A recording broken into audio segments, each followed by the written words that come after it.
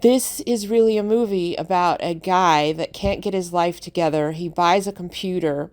He tries to steal all of the information off of his work computer via modem, which was pretty amazing at the time that somebody would be able to have a modem, dial in to your work computer from not knowing anything about computers the day before.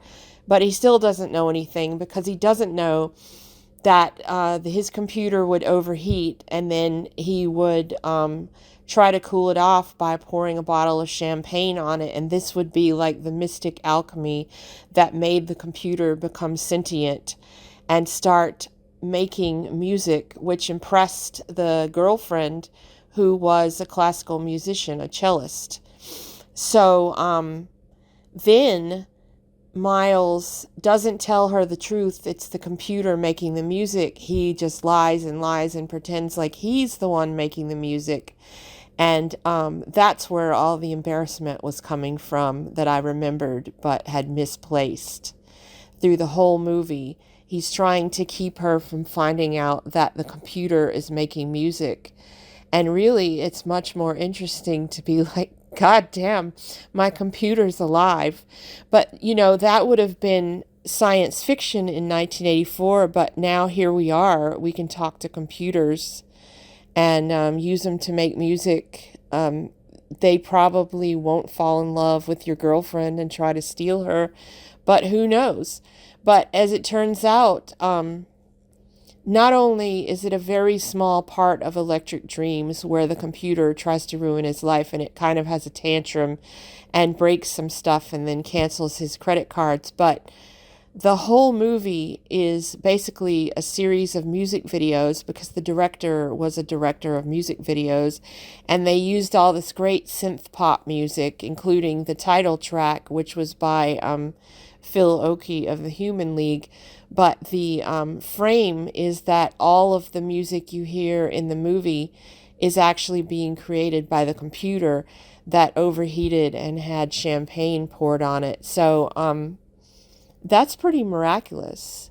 That would have been an interesting thing to tell the next door neighbor that you're in love with. My computer is alive, instead of trying to take credit for the computer's work.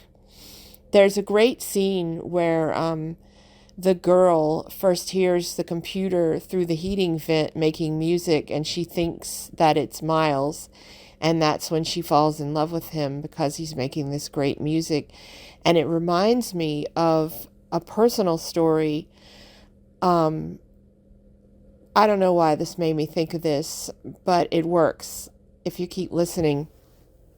I was house sitting for these friends of my mom's, and they had a parrot, and the parrot was the same age as me. We were both in our 40s. So I thought, maybe I can get this parrot to sing a song. It'll know some of the same music with me.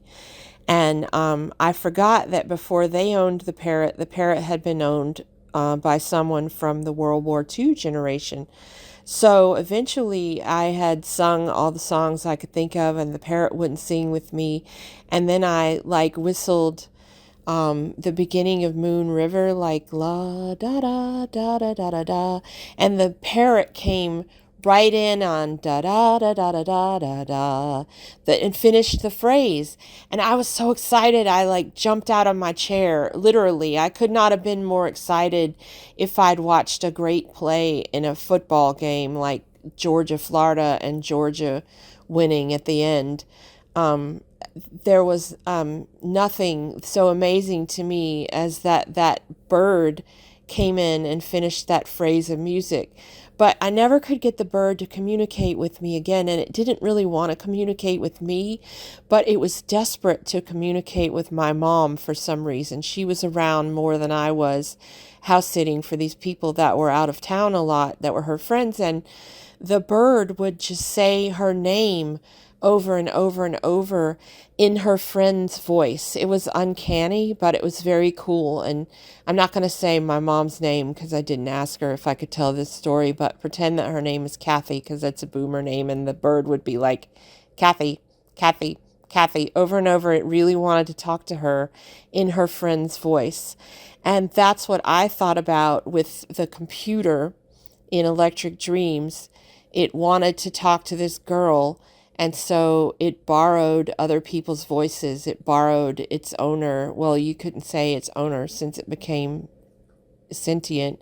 Its roommate, Miles's voice. And I guess if this represents anything, it just represents how desperate we are for connection, even 40 years later. And now you got people talking to computers on purpose. And I have to admit that I sometimes use Gemini to outline what I'm going to say, and then I usually don't follow it, but I will tell it what I'm thinking about the movie, and then it'll put things sort of in a order as it would make a good video. And so I asked Gemini, don't you think it's ironic that I'm talking to you about a guy with a computer that came to life that he could talk to 40 years ago? And if computers were a species, would you be offended about this? And what the AI said to me was, we can't outsource our cringe moments to technology.